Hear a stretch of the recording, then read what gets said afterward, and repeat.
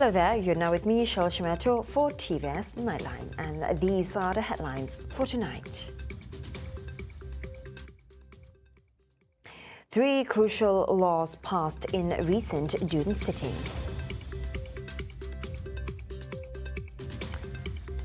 And autonomy in environmental issues. On the next update, India workers say hope kept them alive.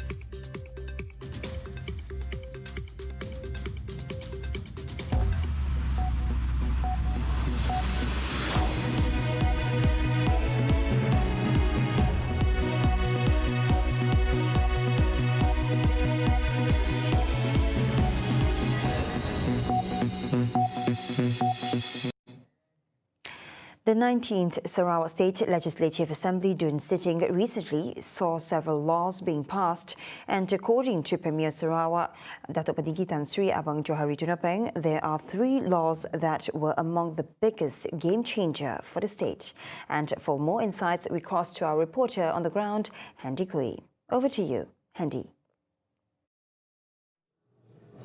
Thank you, Cheryl, from the studio. I'm currently still attending the GPS Backbenchers One for All and All for One dinner held at the newly opened Sheraton Hotel. And what I can tell you from our Premier Sarawak, Datuk Patinggi Tan Sri Abang Johari Tunapeng's speech tonight is that he commended the recent June sitting, stating that among all the laws that were passed, the 3 most crucial ones for the state are, firstly, the Environment Reduction of Greenhouse Gases Emission Bill, where it allows our state to be the first in the country to enact an anti-climate change law.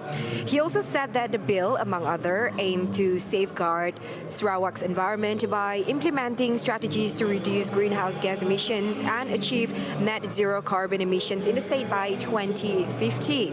Now, apart from that, he also said that the bill would institute a robust system for project verification and validation by appointed carbon standard administrators to ensure integrity and credibility for carbon credits issued in the state. Now, secondly, he also mentioned that the gas distribution law, where Petros Niaga Sdn Berhad, the wholly owned subsidiary of Petros, will be the sole distributor of liquefied petroleum gas LPG in Sarawak from December 1st. And he said that with the non-renewable of the distribution of gas license, Petros Niaga will also control 100% of the LPG market from December 1st. And the last bill that he mentioned earlier just now is the electricity bill.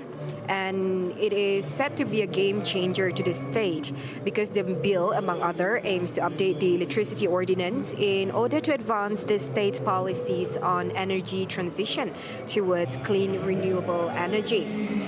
Abang Jo also said that with these amendments, the Sarawak government will be able to facilitate the implementation of the strategies in post-COVID-19 development strategy PCDS 2030 for the energy transition to clean, renewable energy and to create a robust, well-regulated electricity industry, and also to support the sustainable development of Sarawak in order for Sarawak to become the regional powerhouse of ASEAN.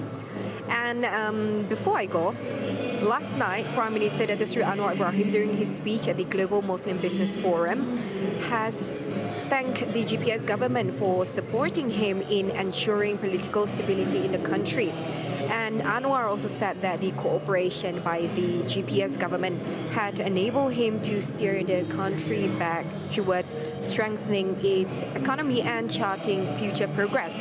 And to this, Abang Jo has promised that the GPS government will remain committed in ensuring the goals of the Madani government can be achieved. And I think that's all from me tonight. Stay tuned to more updates via our website tvstv.my or follow us on our social media platforms. I'm Handy Gui, and with videographer Alex Teo for TVS Kuching. Back to you in the studio, Cheryl. All right, thank you, Handy, for that insight earlier. Now, moving on. The Natural Resources and Environment Ordinance 1993 will be amended in efforts to restore autonomy related to environmental issues to Sarawak. Premier Sarawak Dato' Padigi Tan Sri Abang Johari Tunapeng revealed that this decision has been made following the first meeting of the Implementation Action Council for the MA63 MTP MA63 chaired by Deputy Prime Minister on July 18 in Putrajaya. We are currently preparing for the amendment of the Natural Resources and Environment Ordinance 1993 in the anticipation of the transfer of autonomy on environment to Sarawak. He also revealed that the first meeting of the Implementation Action Council for the MA63 or MTP MA63 was held on July 18, 2023 in Putrajaya.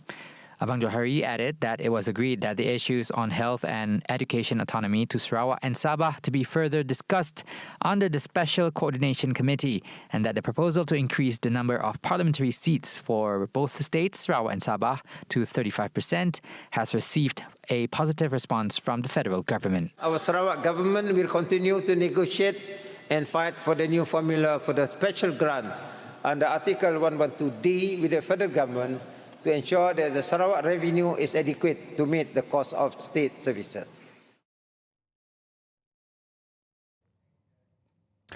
After 17 days trapped inside a collapsed Himalayan road tunnel they were building, Indian workers described the horror of the ordeal, the hopes and prayers that kept them strong. The men were welcomed as heroes after being hauled through 57 meters of steel pipe on stretchers, specially fitted with the wheels late Tuesday, the culmination of a marathon engineering operation. Draped in garlands of orange marigolds, they were greeted with wild cheers. On Wednesday, the workers were flown by helicopter for full hospital checkup and handed checks by state authorities of $1,200, nearly half a year's pay, before they travelled home. Most of the trapped men are migrant workers who left home to find employment, working on the Silkirara tunnel in northern Uttarakhand state, hundreds of kilometers from home, high up in the bitterly cold Himalayan foothills.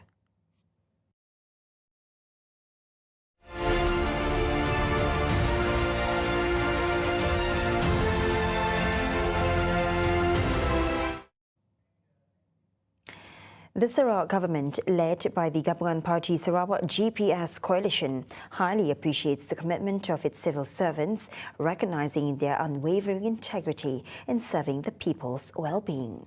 In a gesture of gratitude, the Premier of Sarawak, Dato' Padigi Tan Sri Abang Johari Tunapeng, has announced a special financial assistance equal to 2 months' salary for all civil servants in Sarawak. Bagi menghargai jasa penjabat awam, sukacita saya bagi pihak rakan-rakan saya mengumumkan pembayaran bantuan khas keuangan kepada semua anggota Perkhidmatan Awam Sarawak, termasuk Badan Berkanun Sarawak dan pihak berkuasa tempatan-tempatan Sarawak sebanyak 2 bulan gaji pokok mereka. Pembayaran bantuan khas keuangan ini akan dibuat sebelum penghujung tahun 2023. Abang Johari said this during his third reading of the Supply Bill 2024 at the State Legislative Assembly here today.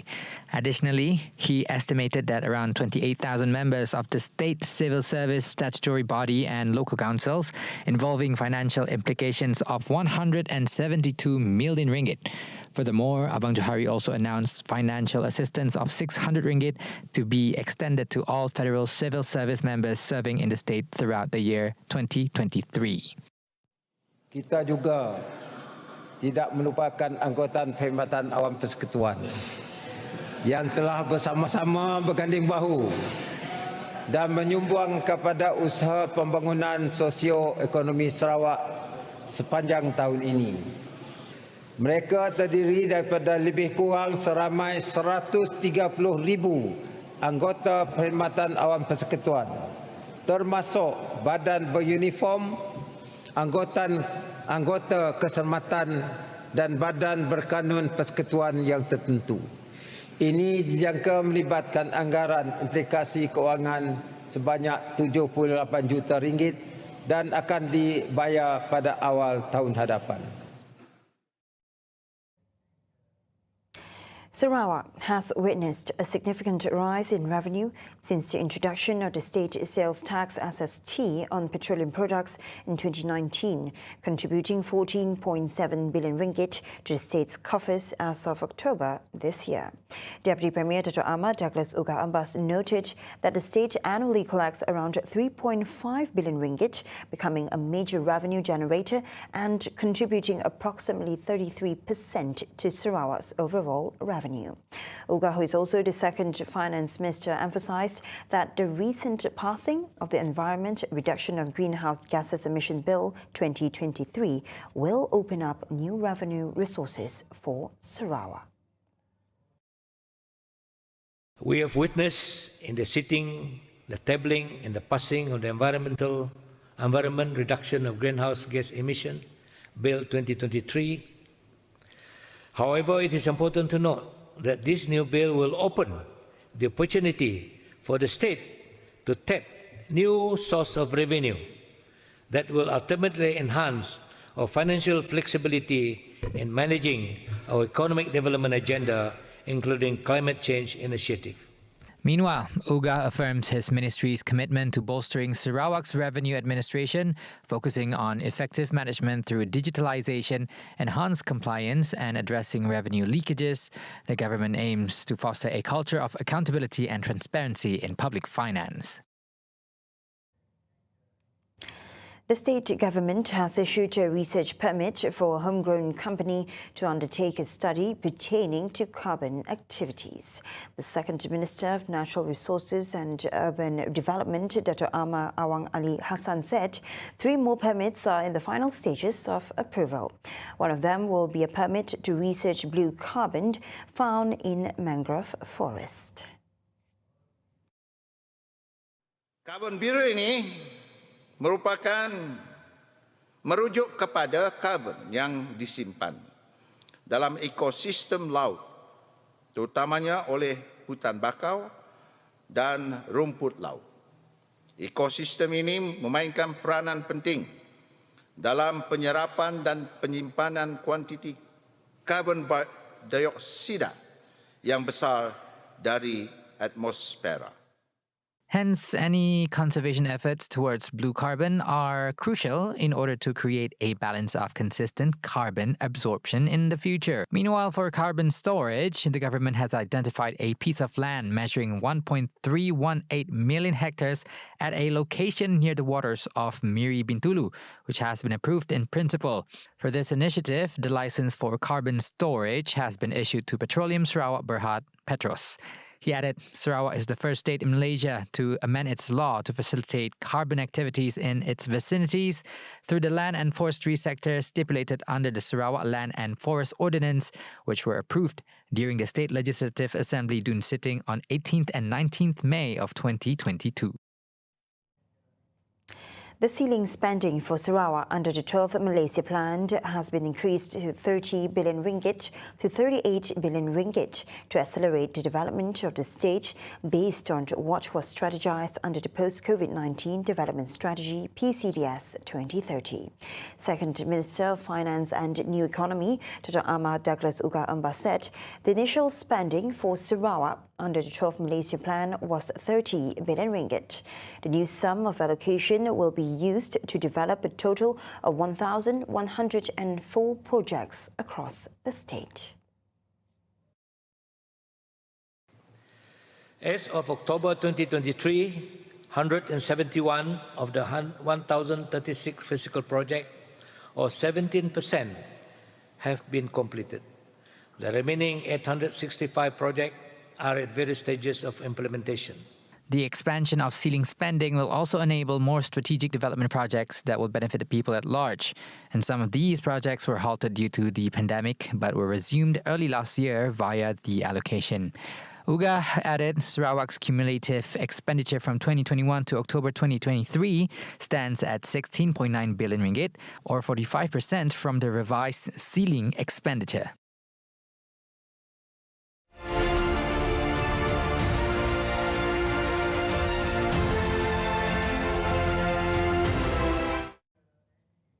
Right, and coming up right after the break, no additional charges when switching cylinders. And in world news, a French Justice Minister faces verdict in conflict of interest case. Only on TVS Nightline. Stay tuned.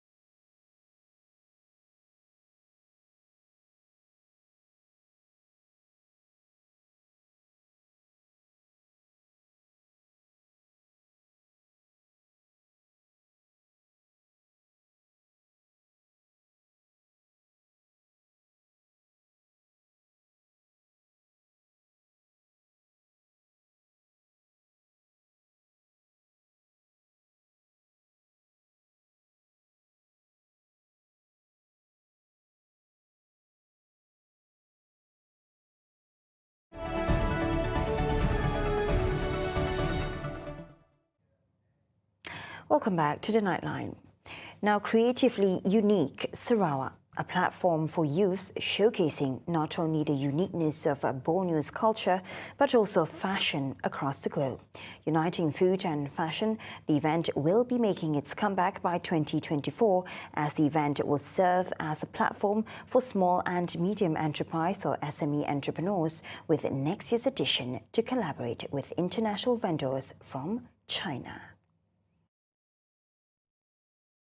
For non-governmental organization NGO The Generations, according to its advisor Aaron Khan, he revealed that next year's edition will yet expect a bigger one, as it aims to inspire homegrown talents and entrepreneurs.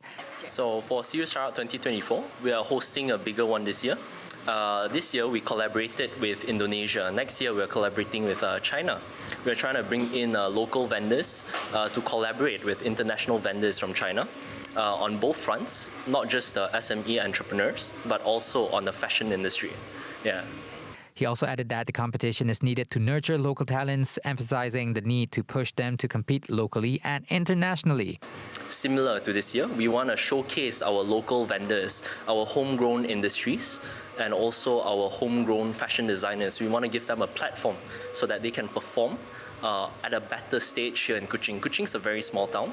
We want them to have the experience so they can compete elsewhere, not just in Malaysia, but internationally. For the SME side, we want to showcase, any potential trades or brands that we can bring forward to China. On the fashion side, we want to promote a healthy competition. You see, Kuching's a very small city, so our talents need to grow from somewhere. They need competition. And working with Indonesia has pushed them to a certain level, but working with China would be even better. Yeah. See You Sarawak is an annual event held by the Generations NGO to promote Sarawakian homegrown businesses and showcase Sarawak's unique cultural and creative industries. It was held earlier in February this year, drawing over 12,000 visitors globally, held in Kuching, Sarawak. The Ministry of Utility and Telecommunications Sarawak and Petroleum Sarawak Berhad Petros are working closely to ensure that there are no additional charges when customers switch from other liquefied petroleum gas or LPG cylinders to Petros's LPG cylinders, aside from the refill cost. In a statement by Petros Niaga Sdn Berhad, it reassures its customers that the price of subsidized 14 kilograms LPG cylinders remains unchanged for domestic customers in Sarawak. The price of subsidized Petros LPG cylinders for household use is maintained at 26.60 ringgit for self-collection.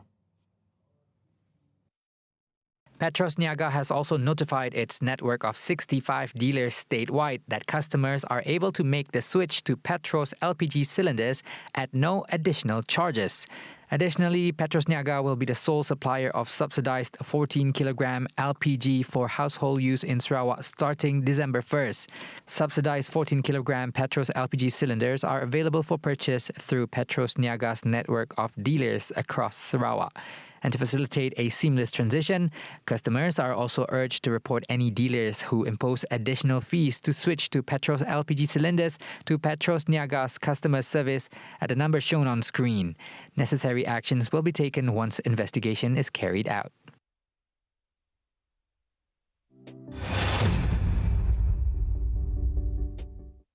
On to the next update. SWA Oil Palms Berhad's net profit rose to 94.55 million ringgit in the third quarter ended September 30, 2023, from 82.34 million ringgit in the same quarter last year, lifted by higher fresh fruit bunches, FFE production and sales volume. In a filing with Bursa Malaysia, the group said its revenue decreased to 1.27 billion ringgit in Q3 of 2023 from 1.32 billion ringgit previously. For the 9 months of 2023, Sarwa Oil Palms posted lower net profit of 186.84 million ringgit against 431.79 million ringgit in the same period of 2022, while revenue decreased to 3.66 billion ringgit against 4.16 billion ringgit previously. Sarwa Oil Palms said it is taking effective steps to improve its production through aggressive recovery programs, including cost control and replanting programs. However, the industry will continue to face challenges in view of global economic conditions and the softening of commodity prices, it added. A man with the title Dato', believed to be the mastermind of an alcohol and drug smuggling syndicate, was arrested along with seized goods amounting to 10.37 million ringgit at a factory in Daman Pasir Puteh industrial area in Seri Alam, Johor. Johor Police Chief Dato' Kamarul Zaman Mamat said the 46-year-old local businessman was arrested along with 4 men aged between 26 and 54 in a special operation by the 5th Battalion Simpang Renggam General Operations Force, GOF. He said that initially, the raid from 11 a.m. to 8 p.m. was conducted to uncover an alcohol smuggling syndicate, before the team also managed to find a mini drug processing laboratory at the premises. Through the operation, authorities discovered a total of 7,910 boxes containing 189,840 cans of alcohol in 11 containers. Daripada apa yang kita dapati di hadapan ini adalah sejumlah arak, arak yang dianggarkan bernilai 5.5 juta ringgit bersama dengan cukai. Kamarul said the syndicate was believed to have been active since June last year, using industrial areas to deceive the authorities. He said his team also seized 22.84 kilograms of ecstasy powder, 2,320 ecstasy pills, 182.9 liters of chemical liquid, and processing equipment worth 1.79 million ringgit. He added that 10 types of cars were also seized, including Lamborghini and Range Rover luxury cars, as well as various types of currency and jewelry with an estimated value of 3.04 million ringgit. He said that all the suspects were remanded for 4 days starting Tuesday, November 28th. The case is being investigated under Section 135, Bracket 1, Bracket D of the Customs Act 1967, Section 6, Bracket 1, Bracket C of the Immigration Act 1959-63, Amendment 2002, Section 39B of the Dangerous Drugs Act 1952, and Section 3, Bracket 1 of the Dangerous Drugs Special Preventive Measures Act 1985.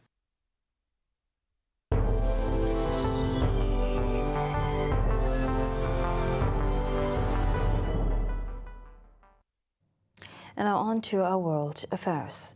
A court will on Wednesday hand down its verdict in the trial of France's Justice Minister accused of a conflict of interest in a case that has embarrassed President Emmanuel Macron's government. Eric Dupont-Moretti, a pugnacious former star defense lawyer, was in 2021 charged with misusing his position to settle scores with opponents from his legal career. He is the first sitting French justice minister to stand trial and is being tried by the Court of Justice of the Republic CJR, whose sole remit is to judge incumbent or former ministers for offences committed while in office. Dupont-Moretti has stirred controversy as a minister, including for allegedly sexist remarks towards women reporters and for an offensive hand gesture during a parliamentary debate. His trial relates to administrative inquiries on the minister's watch into 3 judges. The 3 judges had ordered police in 2014 to examine the phone records of dozens of lawyers and magistrates, including Dupont-Moretti, as part of an investigation into former President Nicolas Sarkozy. The judiciary has accused Dupont-Moretti, who also ordered a 4th judge to be investigated in an unrelated case, of a witch hunt, while the minister retorted that his accusers were biased. The CJR, which is often criticized for being soft on government members, is made up of 3 magistrates and 12 members of parliament.